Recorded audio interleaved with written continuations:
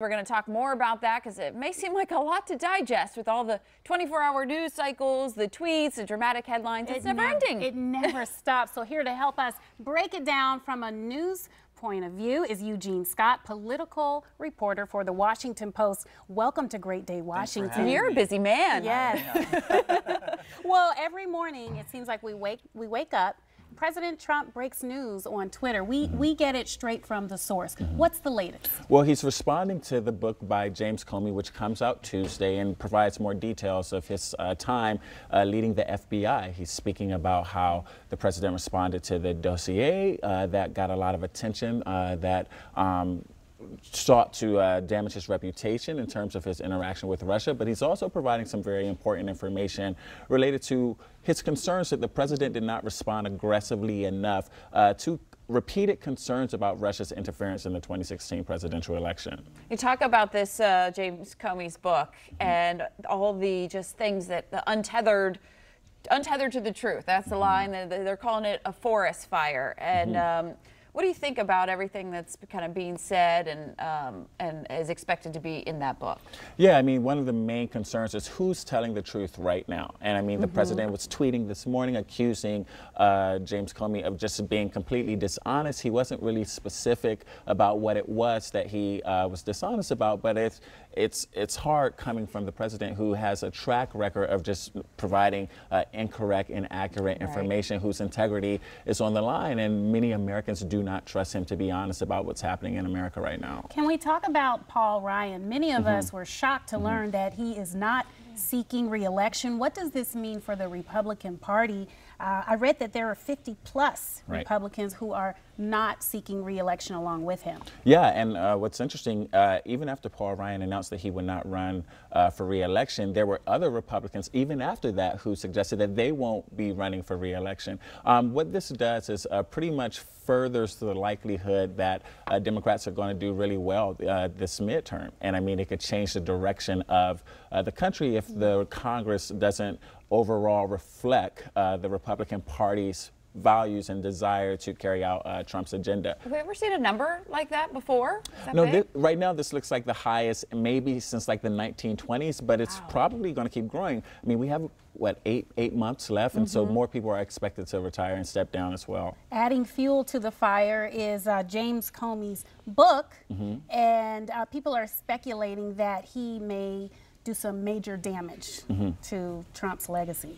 Yeah, I mean, there's just real concerns. It's 300 pages. I mean, there's going to be, the thought is that there will be new information that we haven't already covered. And Trump's really suffering from relatively low approval ratings, and he needs those to be high if he is expected to do well, and the GOP as a whole, these midterms. And this is probably not the only book that's coming out. As you know, dozens of people have been fired. More people will be fired, and more people want to probably tell their story, what it's been like working for this president. What are the Trump supporters saying about this? I mean, we've heard him use the term, this is a witch hunt. Right. What are the Trump supporters saying about, you know, the Republicans not running and the book and everything else is kind of coming out? So Trump's base is incredibly loyal. People who got on the Trump train really early are generally still on it. But it's important for people to remember that the overwhelming majority of the American public is not on the Trump train and never was. And so the group to pay the most attention to is independent voters, right? So people who love Trump are going to come out. Will people who were not consistent voters, people who came out and voted for the first time, decide to show up this fall? It's going to be really hard with approval ratings and support this low. Can we just talk about diplomacy here? The State Department doesn't have a leader. Mike Pompeo is calling Hillary Clinton for advice. Weren't they bitter rivals? Yeah, well, she would probably say she wasn't his rival. She would say he didn't like her when she had to testify regarding Benghazi. He was really tough on her, and yesterday he got some of the same treatment.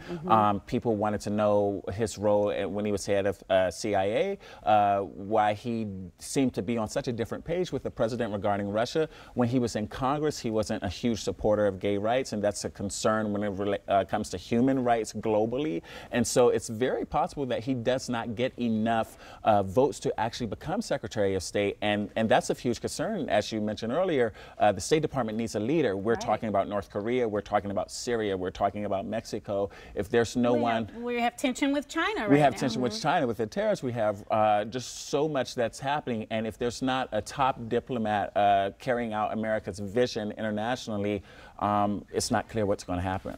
The big news, and we heard Jan talking about it with the Cohen hearing. Michael Cohen, Trump's private attorney, all of his files were seized in that search warrant. So what is the FBI looking for in everything that they've gathered from him? Well, they really want to know if any money was used illegally to settle settlements with, we know, Stormy Daniels, the adult film actress, maybe Karen McDougal, who was the Playboy centerfold. But what I saw this morning at the Washington Post, if you go to WashingtonPost.com, there's a lot of interest. Cohen has a history of recording conversations, and they want to know if he recorded any private conversations with Donald Trump. And so one of the things that's been really interesting to people is that Trump has consistently said, I never said this, I never did this. Everybody's looking for receipts right now, right? Actual receipts, of course, but emails and maybe tapes as well. But wouldn't that, I think the whole thing with that is the attorney-client privilege. Is that something, they got to determine that before, right? So seems like it's that thin line. It is, and President Trump earlier said attorney-client privilege is out of the window. Right. Anyone studying law knows that attorney-client privilege only exists to a certain point, and so there are some ways where if there's a bigger concern about national security, violating laws, that the attorney-client privilege actually does go out the window, but it's for the best interest of the nation. You're born and raised in D.C. I am. Lived all over the world.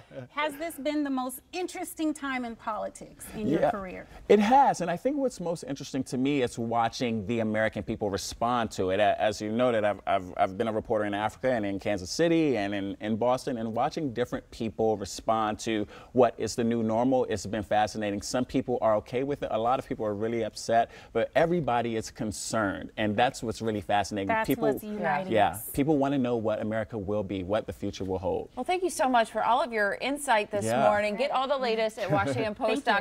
Yes. We'll let you get Come back to work. again. Please, I love it.